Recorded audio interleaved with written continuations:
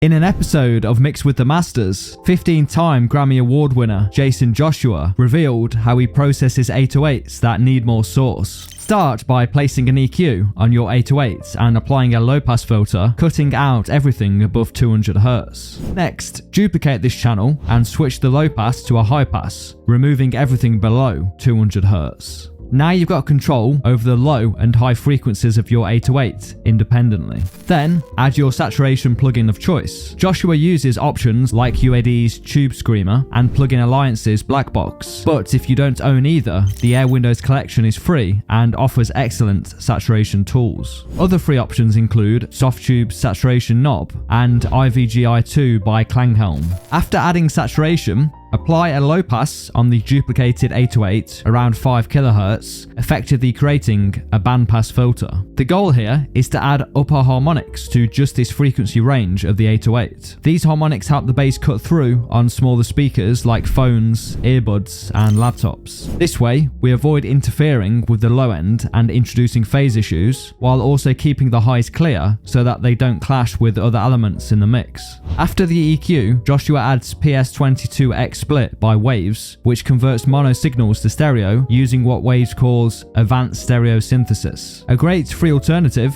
is Polyverse's Wider, which, like the PS22, retains mono compatibility. I know what you're thinking, stereo width on my 808, but remember, we're only applying this effect to the upper band of frequencies, leaving the low end intact. In the Mix with the Masters episode, Joshua explains that he keeps the low frequencies of his 808 in mono, but uses this stereo width technique to create separation from the kick drum. PS22X split is unique because it converts mono sounds to stereo using its advanced stereo synthesis, making it ideal for adding width without compromising low-end focus. I'm highlighting this as most stereo spreading plugins rely on delay to simulate stereo width, but this can introduce a range of downsides like phase issues and a loss of clarity. This is likely why Joshua opts for PS22. Polyverse's Wider isn't exactly the same, but it avoids phase issues thanks to its comb filtering algorithm. You can learn more about it and how it works on its website.